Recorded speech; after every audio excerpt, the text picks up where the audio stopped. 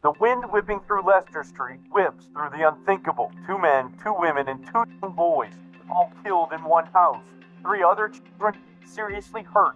No sign of a break-in, and police are begging for help from the public. I'm lost. It's my and my grandbabies. They all gone for it. And I don't know why. You know, a lot of people feel that you're a monster. Well, that's their opinion. You know, people have their opinions. You can't stop people from having their opinions. You know, I think people are monsters too. You know, so hey, it's vice versa. I know I'm not a monster. You know, family's supposed to be everything to us. Of course, we argue, fight, and go through things, but at the end of the day, we already know that we can count on them if we need to. You feel safe and secure around them, and if something does go down, they'll be the first to have your back. At least that's the kind of background I came from, but I've learned that ain't the case with everyone. Could you imagine being around someone you trust, like a family member, and out of nowhere, they turned on you with no warning or buildup? One moment you're laughing and having a good time, and the next, the person is trying to take your life. This story isn't just about murder, it's about betrayal. This family had no idea that someone they loved would destroy everything in a single night. Good day, my true crimes family. I am the Mysterious Black Bandit, and welcome back to one of the best true crime channels here on YouTube. If you are new to my channel and you enjoy content like this, don't forget to hit that like, subscribe, and tell everybody about this channel. Now, once you've done that, let's get into this horrible video. Today, we'll be talking about the Leicester Street murder straight out of Memphis, Tennessee. But first, to understand the tragedy, let's talk about the people involved. In early 2000, 30-year-old Cecil Dotson Sr. lived on Leicester Street with his fiancée, 27-year-old Marissa Williams, and their 5 children that ranged in age from 2 months to 9 years. Cecil worked as a maintenance man, putting in these long hours to support his large family and also to keep himself out of trouble. Just like most children that grew up in poverty, Cecil came up in the streets and was affiliated with the Gangster Disciples, but having kids and a fiancée, he was trying to turn his life around. Now, Cecil had an older brother named Jessie Dotson, and he was a problem from the start. Back when Jessie was 15, he had gotten an assault charge for punching a 13-year-old in the face and threatening to put him in the hospital if the kid didn't bring him $25 the next day. And get this, not even a month later, he got into trouble again. This time, he was charged with disorderly conduct for threatening his own mother when she tried to discipline him. Now, Jessie was also in the gang life, but it wasn't with the Gangster Disciples like his brother Cecil. I'm not sure if they were brought up in the same household or was from different neighborhoods, but he was considered a Crip. Now, throughout Jessie's whole life, he was in and out of prison for petty crimes, but fast forward to 1994, at 23 years old, doing a drug deal that went wrong, Jessie fatally shot a guy and robbed him for $20. This resulted in him going to prison for second-degree murder, serving 14 years before being released in August of 2007. After his release, Jessie moved in with his sister Nicole, and having a felony on his background, you already know it was hard for him to find a job anywhere. But his father was a painter, so he allowed Jessie to come and work for him just so he could put some money in his pocket and also to keep him out of trouble. Now, despite Jessie's shared history with his siblings, there was a lot of tension between them, especially with his younger brother Cecil. Jessie believed Cecil had snitched on him, which led him to being sent to prison in the first place. Then on top of that, he felt like his family had turned their backs on him and didn't do enough for him while he was in prison. Maybe they didn't visit or send him money like he thought they should have. A lot of people who do time start to feel like their family has forgotten about them. And look, I get it. I understand wanting support, but sometimes people on the inside forget that life on the outside keeps moving. We have bills, jobs, kids, and responsibilities. Helping someone every now and then is one thing, but expecting constant support is not always realistic. Anyway, that resentment Jesse carried started to build, and it didn't go away when he got out. But even with that tension, his family, including Cecil, still opened their doors for him, letting him stay with them while he tried to get back on his feet.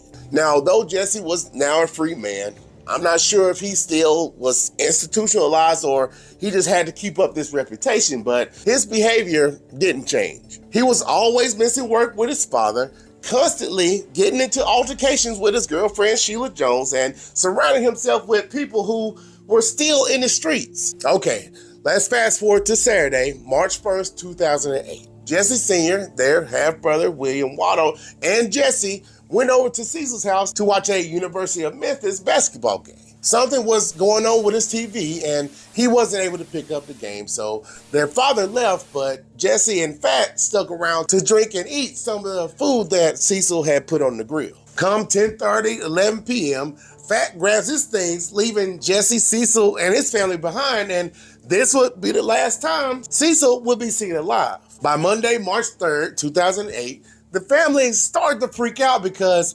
nobody had heard from Cecil, Marissa, or the kids since Saturday, March 1st. Cecil's mother, Priscilla Shaw, became increasingly worried because she was used to talking to her grandbabies every day. So after not hearing from them for 2 days, she alerted the police and asked them to do a wellness check. When the police showed up around 6:30 p.m., they found the front door wide open, and what they walked into was pure chaos. 6 people had been killed. Cecil and his fiancée, Marissa, both had been fatally shot multiple times. Hollis Seals and Shindri Roberson, their 2 close friends, were shot execution style. Then Cemario and Cecil Dotson Jr. had both been fatally stabbed. At first, officers thought that everyone inside had been murdered. The scene was so brutal and overwhelming, it seemed impossible for anyone to survive this, but as they walked further into the house, checking each room, they started to hear the faintest sounds coming out of the bathroom. Now, I can't say the ages of who they found because YouTube will give me a strike, but I think you'll know what I'm talking about. As one of the officers stepped further inside, CJ was lying in the bathtub with a knife protruding out of his head, barely breathing, trying to get the officer's attention. Then as they kept moving through the house, 2 more people, Cedric and CJ Dotson, were spotted, stabbed and beaten to death. The 3 survivors had been left in the house for nearly 40 hours, clinging for their life. Now, after they were rushed to the hospital, the cops taped off the house and started their investigation. At first, investigators had no idea who could have done something so horrific. The crime scene was so bad, it looked like a war zone, but with so many victims, they started to consider the possibility that this was the work of a gang. You have to remember, this was in 2008 in Memphis. Gang violence wasn't uncommon, and the brutality of the murder made investigators think that this might have been some kind of retaliation or a message. Then on top of that, one of the victims, Hollis Seals, was known to have ties to criminal activities. As investigators examined the house more closely, they noticed that there wasn't any sign of forced entry, and it was set up to look like a drug deal gone wrong. Drugs and shell cases were tossed around the house like props. Whoever did this didn't have to fight their way in the house, and the killer had to be someone the family trusted. Now, since they believed that this was gang-related, all of Cecil's family members were placed in protective custody just to be on the safe side. On March 4th, 2008, Jesse was brought in for questioning, not as a suspect, but as a possible witness. They just wanted to know what he had been up to on that weekend since he was at Cecil's place the night that everything went down. Jesse told them he hung out there with his father and half-brother, then he left and spent time with his girlfriend, Sheila Jones. Let me ask you this. Stark asks Jesse when he last saw his brother Cecil. Sunday. Okay. Sunday, yes, late Saturday, early Sunday? Yes, sir. Okay. We want to find out who did it. Max asks Jesse who would have wanted Cecil dead. Anybody?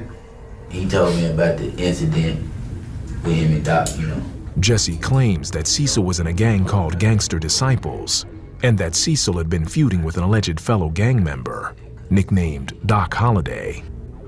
Did you and Cecil, your brother, did y'all do anything to Doc? Did y'all go over there to do anything to Doc? At all.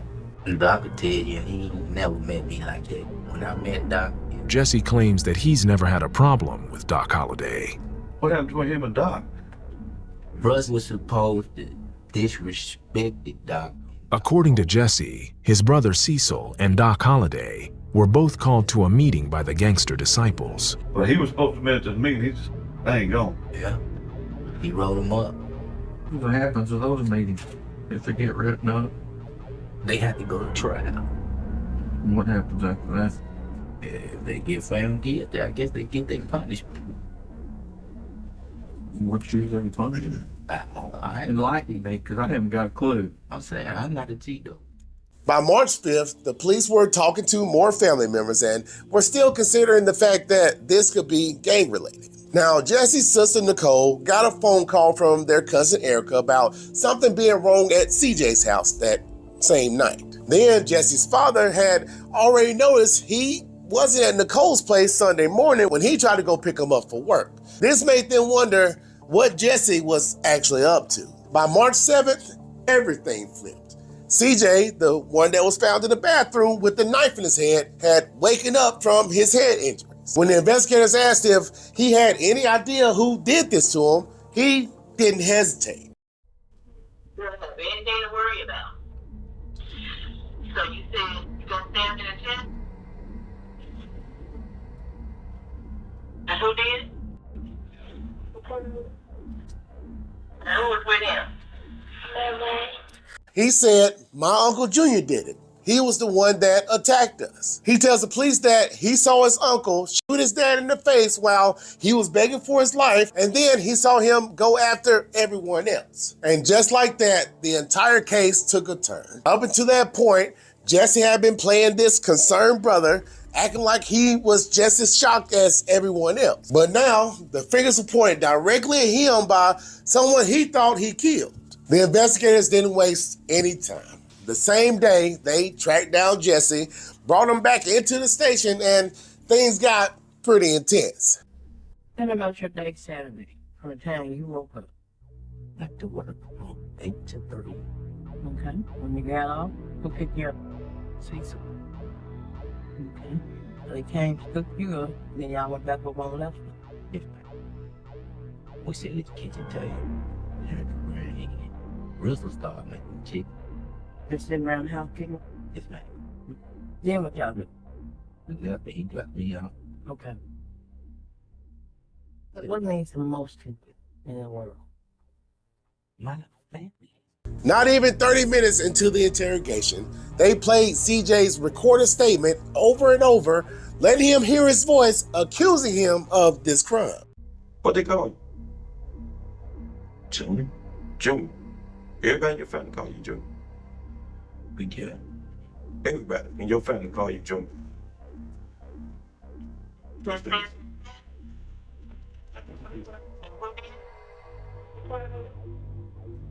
What they say? Junior. Junior. What did you just tell me your family say? We know me by Junior. By Junior. What did that little boy just get through saying? Junior. Junior. That's what that little boy just got through saying. Junior. That's what the he said. He didn't mix it up. But you up and you left somebody alive in that house. You left somebody alive that can identify your ass. Now, Jesse stuck to his story at first, saying he was at his girlfriend's house all weekend and there was no way that he could have committed this crime. But after being in that room for several hours with no breaks, he finally cracked. I'm listening. I'm listening. We was out right.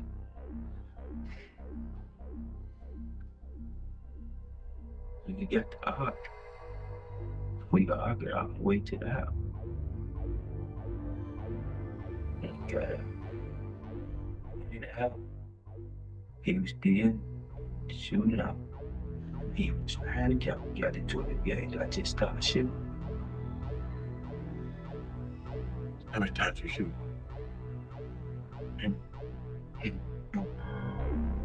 What about the women? What you do now? I didn't do nothing. Didn't you shoot the women? Yeah. Then what happened? Jeez, Now, here's the twist. Jesse almost immediately took everything back. He said that the confession was forced and they fed him details. And on top of that, they threatened to arrest his mom and his sister and even told him his life would be on the line if he didn't start talking.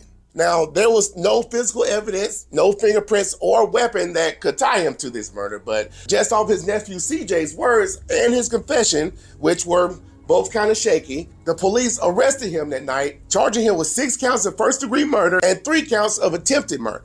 So after they slapped these charges on him, the investigators started scrambling to try to make sure that this case would stick. The first thing that they did was track down his girlfriend, Sheila, to see if his alibi was legit, but her story didn't cover everything. She could only vouch for him for some of that time, but late Saturday into early Sunday, the window when the killing happened, she couldn't say for sure where he was. They also pulled his half-brother back in to see if he knew anything else. He told them that on Saturday, March 2nd, he met with Jesse for dinner at TGI Fridays and stated that he was really quiet and acting strange, like he was carrying or holding something heavy on his heart. He also told him Jesse asked him if he had talked to Cecil because he wasn't picking up the phone for him.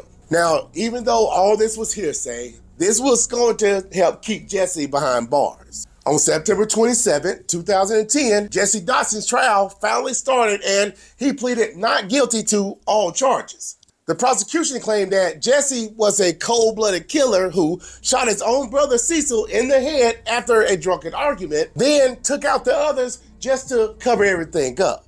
The star witness, CJ, who was 11, took the stand and told them everything. He said on that horrific night, he walked into the hallway and saw his Uncle Jesse shoot his father right in the face as he begged for his life. Then he said Jesse turned and came after him with the kitchen knife, stabbing him over and over. Next thing he knows, he's lying in the bathtub with the blade stuck deep into his skull. Another survivor, little Cedric, backed it up saying Jesse stabbed him too, right in the nose and forehead, and stated nobody else was there doing it. These witnesses, still with the scars from that night, pointed directly at Jesse with no hesitation, stating he was the guy that shot their parents and stabbed his brothers. Now, the next person that took the stand was Jesse's mother. She stepped up and broke down the tears while telling the jury what Jesse told her after they locked him up. First went in, he was sitting at a table and I got his hands. When I was asking him what's going on, I asked him, were they trying to put it on him, what's going on? And he didn't say anything, he just held his head down for a while. And when he did look up, he told me he did it. Then I asked him, what did he say? He said, I did it, Mama. And then I asked him, he said, they saw me.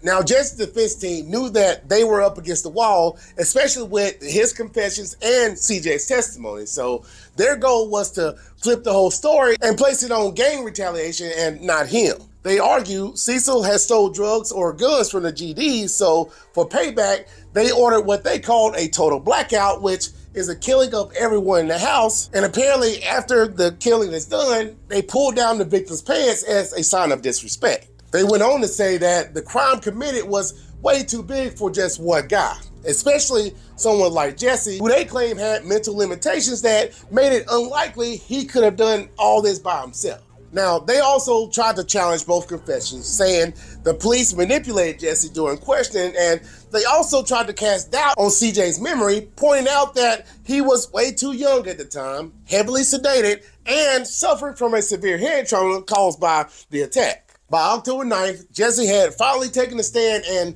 changed the complete story. He told the jury that when the gunman burst into the house, he immediately hid under the bed while all the shooting and stabbing was going on. He claimed he stayed quiet until all the commotion was over. Then he got up, ran outside, and rode off on a kid's bike. When they asked why he didn't call the police or the ambulance, he says, "I was too afraid to snitch." Now, this trial had been going on for a good 16 days straight. The courtroom stayed packed and, of course, tension was high. Jesse and his team could even be seen laughing and talking as if they knew they had won this case. But after all the different arguments and testimonies, the jury came back in less than 2 hours with the verdict.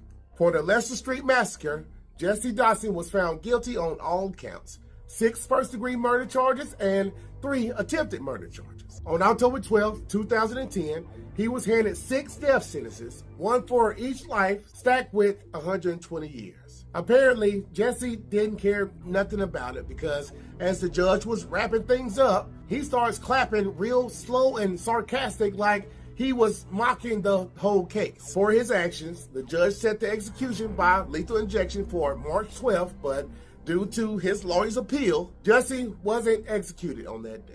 Here we are in 2025 and Jesse is still fighting. In January of 2024, he files a 249-page petition in the federal court begging to throw out his convictions. It claims that the cops violated his rights and he was still claiming the confession was fake. Now, his lawyers are still pushing the same narrative. They're saying the real killers were members of the Gangster Disciples out of revenge for something Cecil had done. Even after all these years, Jesse remains on death row in the Riverbend Maximum Security Institution in Nashville, Tennessee, and he continues to deny any involvement in these murders. Has she said she forgives you, or has she... Forgive me for what? Have you guys had any conversation about it? What is she forgiving me for? You know, you have to been done something to be forgiven, right? Now, survivors and victims' families fiercely oppose this. CJ, now in his 20s, has publicly denounced Jesse's claims and told the news that he looked into his uncle's eyes during the attack and saw pure evil. I walked in there, I seen him holding a gun, a revolver, I know what it was, and he was shooting my dad in the face. Jessie Dotson's nephew, CJ Dotson, was there. He was only years old at the time. I was his first child victim he started on. Before he went to my brothers and them, he started on me first. So when I looked him in his face, you know, I told him I loved him. He had his pocket knife like this in his hand and was looking at me with, you know, a little tear in his eye, but he had the little evil look on. Like, and he sliced me across the throat. Over the years, CJ has spoken out on multiple platforms, bravely recounting the terrifying night and making sure people don't forget the truth. My mama and my sister was the last two he got to. So he really wasn't gonna, so in my head, I'm thinking he not gonna kill my mama, you know what I'm saying? He gonna let her go type shit. Yeah. Cause this shit, I'm thinking in my head, this shit not real, bro. I'm just seeing shit, you know what I'm saying? I'm finna wake up, everything finna be straight, you know what I'm saying? But as I dozed off, you know what I'm saying? I'm dozing off, but I'm fighting, you see what I'm saying, for my life type shit. So I'm in there fighting, you know what I'm saying? I'm watching her. He like, where his keys at? Where my brother keys at type shit. And I'm like, she don't know. Check him, check his pockets or something, or in the room. Then he was like, where his phone? She was like, she don't know what this is. So he was like, he don't want to kill her, cause he was saying this shit. That's why I said what I said. Cause he said he didn't want to kill her. I watched her get dropped. He shot in the back of the head. It was just me, my sister, and my little brother. Could y'all imagine being in that house and seeing what those kids saw? CJ watching his uncle blast his father in the face, then coming at him with a knife, and on top of that, waiting almost 2 days, not eating or anything in that tub, just hoping and praying someone comes and finds him. It had to be a freaking nightmare. All right, family, it's time for you to tell me what you think down in the comments. You know, I read that this case still has a lot of people arguing over whether he actually did it or not. They're saying stuff like, since there was no physical evidence like DNA, fingerprints, or a murder weapon, it makes them believe that it wasn't him. I don't know about y'all, but once I heard CJ's confession, that was all I needed to make my verdict. Okay, family, that'll be it for now. Y'all, please excuse my voice. I don't know if I came down with something, but My voice has been going in and out throughout this whole video, but if you made it this far, thank you so much for watching. And if you haven't already, you already know what I need you to do. Go ahead and hit that like, subscribe, and turn on those notifications so you don't miss out on the next one. I hope you all have had a wonderful, wonderful day. And until next time, stay mysterious, my friends.